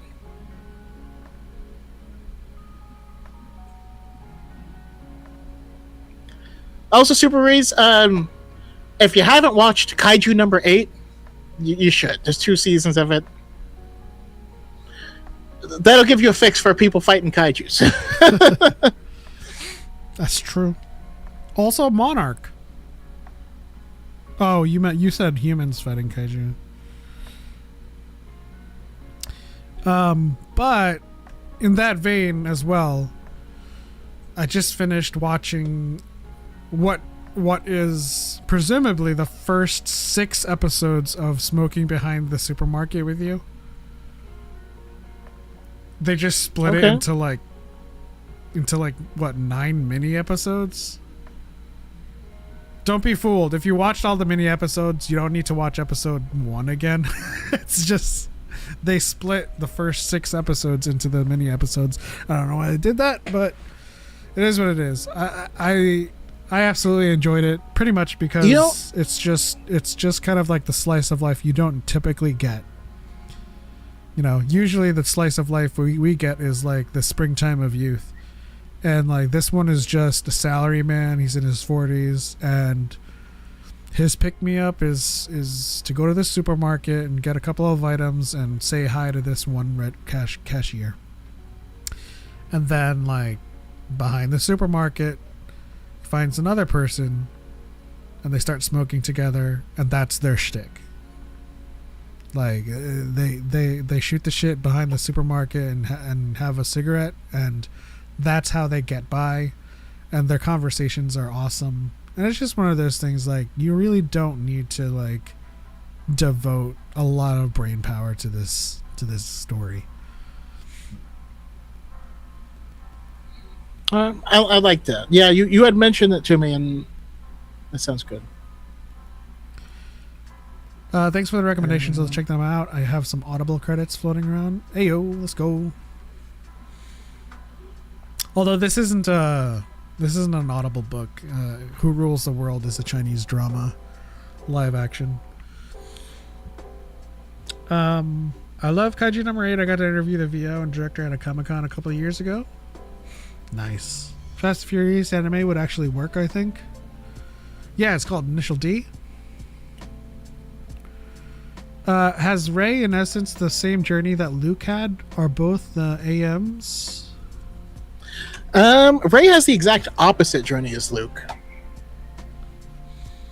And that's kind of like the purpose of her character. You know, she's defined by her refusal of the call. She doesn't want adventure. She wants to stay back and wait for her family. Hearing Salaryman made me think of a game I played when I was a kid, whose title I can't fully say because it'll get flagged. Oh. Who Rules the World? Is it on Netflix? Is that where I watched it? Yes, it is on Netflix. It's I think it's like 36 episodes right now.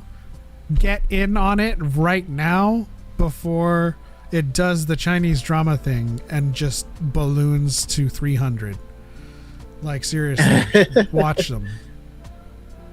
It's great if you love Cradle, because it's pretty much either what Cradle bases its cultivation mythology on, and the character is kind of like the same way.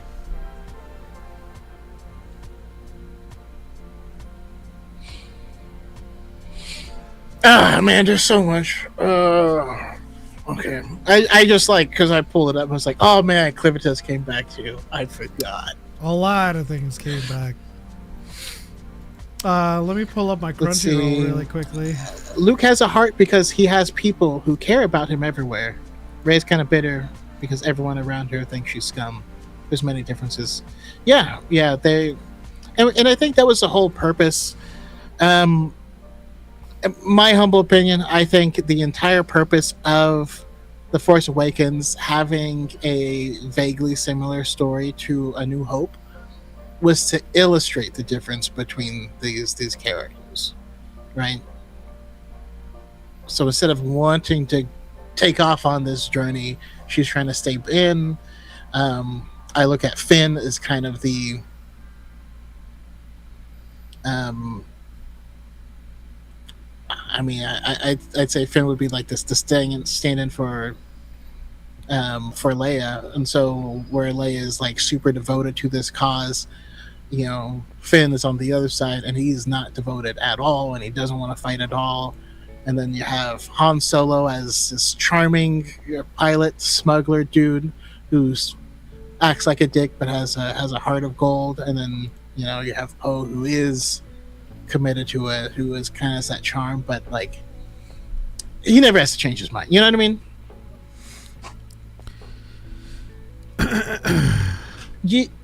Yeah, it's not a carbon copy at all. It's meant to highlight the differences with the characters, not to be the same. But yeah, I think the people that call it a carbon copy are the ones that don't operate with nuance, right?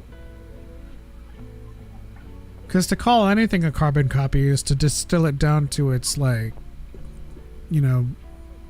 I suppose most comprehensive elements, but that's like comprehensive to you.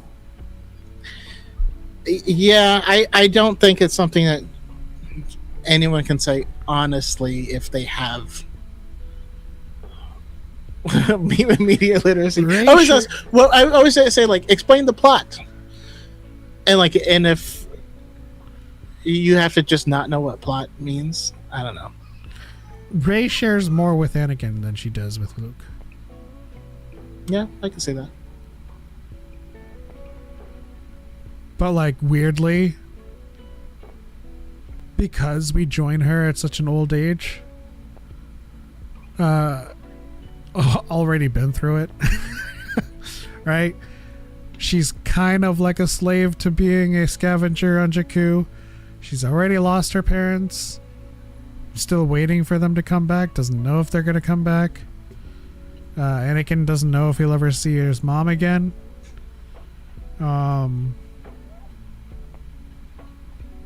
Watto, Unkar,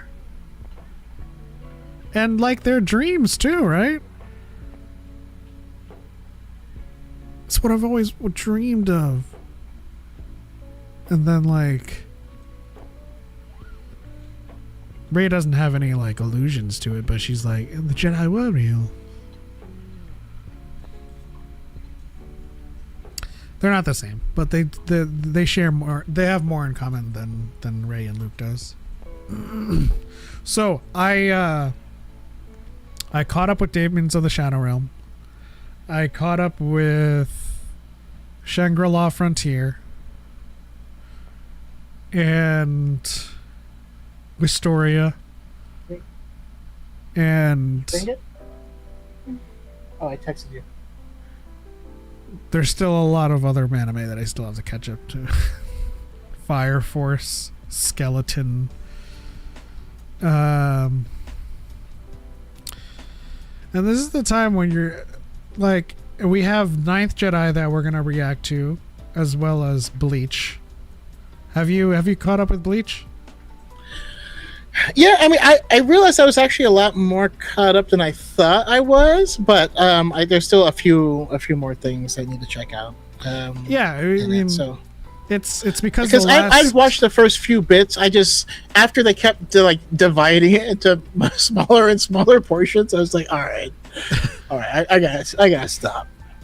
Final season, second half, third quarter. .2. You're like, oh, okay, all right. Well, no, they're knock it off. They planned it all along to be 4 cores, right? But they split the cores into seasons.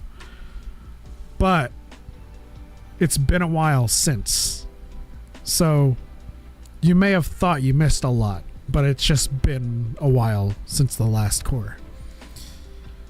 Yeah.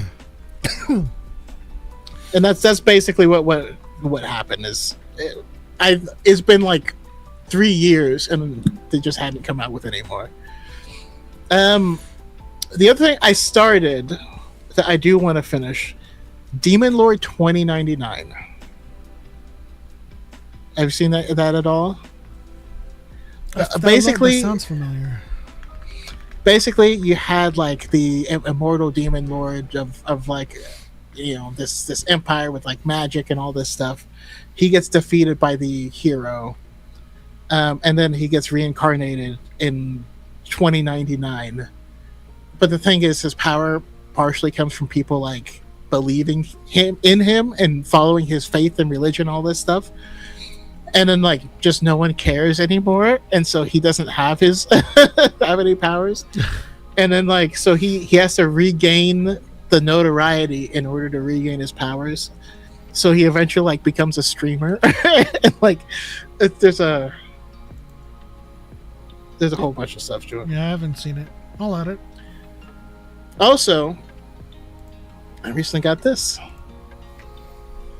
Be explicit about what that is instead of kind of like holding up the silhouette. It's not. I mean, there's not a silhouette. That is what it is. No, this is the little furry guy and from Witch Hat Atelier. Yeah. So I saw it and it was cute, and I had to get it for the missus. No, I can't. Super Rays, I can't wait for the final, because like this has been a thing for a long time. Like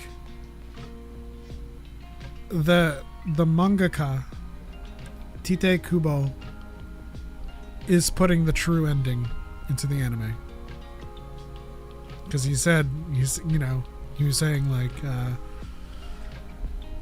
the publishers were rushing him to end the manga, and so he kind of like rushed it. And so in his interviews for 1,000 Year Blood War, he's like, no, we're making changes. I'm ending this the way I wanted to end it. And that's something that is exciting for me, because having waited for this final arc and having read the manga, I'm also like, now it's stuff I don't know what's gonna happen. Yeah, that's always cool when that happens. Let's see. Travis says that's like saying Tokyo Drift is a carbon copy of Karate Kid. Yeah, that's like saying the original Fast and Furious is a carbon copy of Point Break.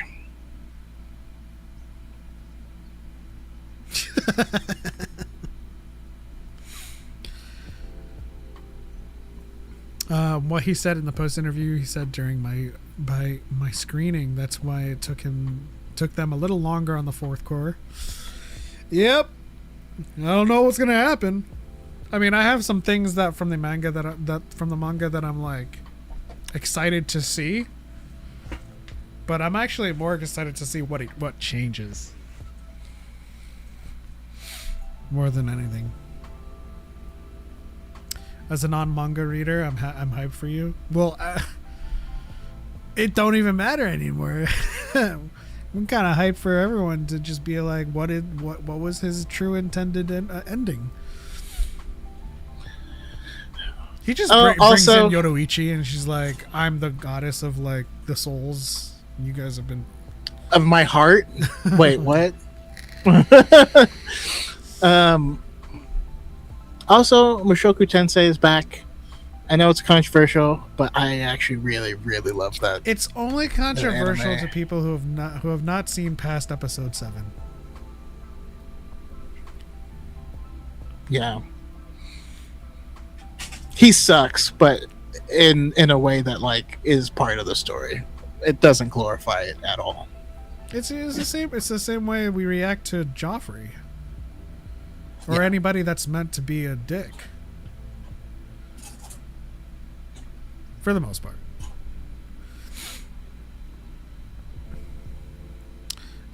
Not naive, more so a brash black and white thinker reacting strongly on emotion like a kid would.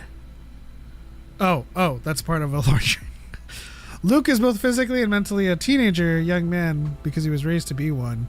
Rey is mentally still a child, not much older than when she was left there, so there's more naive, more so brash, black and white thinker reacting strongly on emotion. I wouldn't say Rey is necessarily mentally still a child. I think her worldview is very, very limited to what she knows in this circle. I'd also argue that Luke is more naive than Rey is at the beginning of their journey. Yes. Like, very much so. Well, I was gonna go to a Star Station. You can say you know exactly what I'm saying. I don't even need to say the quote. What, do you want to leave and I don't want to stay?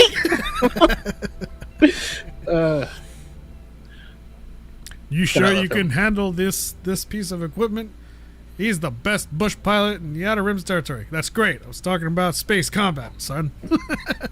Could you imagine?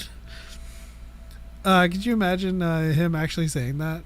He's the best bush pilot in the Outer Rim territories. Right, but we're going out in space. Can he? Well, I don't know, sir. I haven't seen him since since middle school.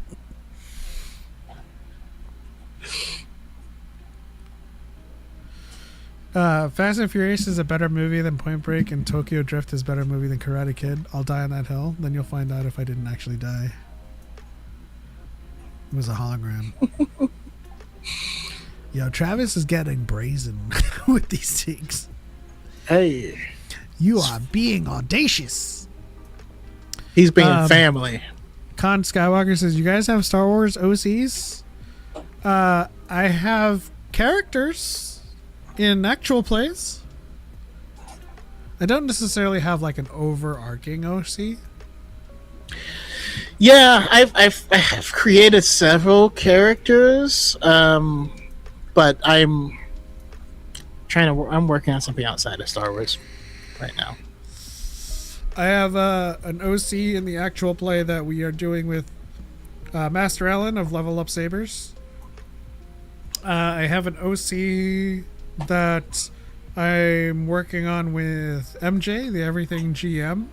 Shout out to Choco for kind of, being like, I'm gonna let Element do this. But I think if there were another spot, I would for sure want you in on this because it's such a fire cool. system. Yeah. And I think I had an OC for like it was a one shot that we did with Malik. But yeah, I don't think I have like an OC that exists like entirely outside of those things.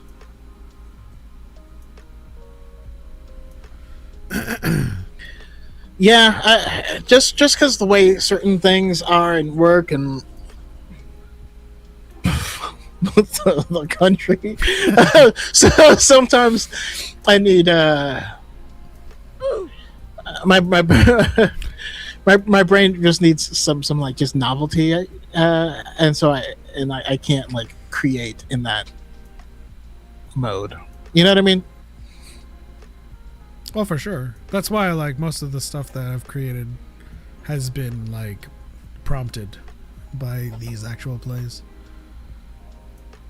If anything, back in the day, which was a Wednesday, I'd say my OC would, or the closest thing to an OC would be my main Jedi Shadow on Sator.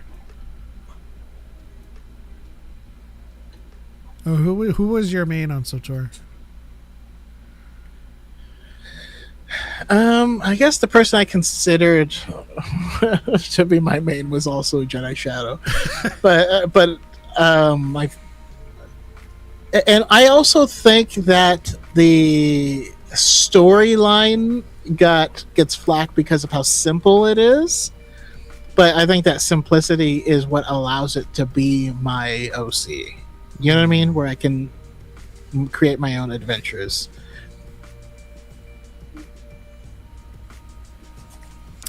Yeah.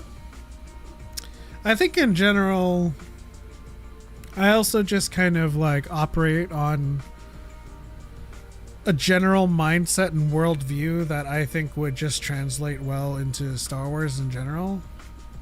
So maybe my OC is just me with a more athletic build and force powers. But yeah, none of my OCs are me. Well, one was, but Is that the Malik one? The Malik one-shot one? that one was me-ish. All of them are just aspects that's the only way I can embody them. But none of them have I created to be me. But that would be really boring, I think. With that said, I think it's that time for us to close this episode. I want to thank everyone for hanging out with us on this tough week. Again, shout out to our wonderful community member. This episode goes out to Ellie. And our respects to their family. And to everybody else in the chat for hanging out. We appreciate you. We love you. But that's it. On to the next one. For light and for life. We are all Ellie. the Force. We are all Ellie. That's true. May the Force be with you guys. Have a good one.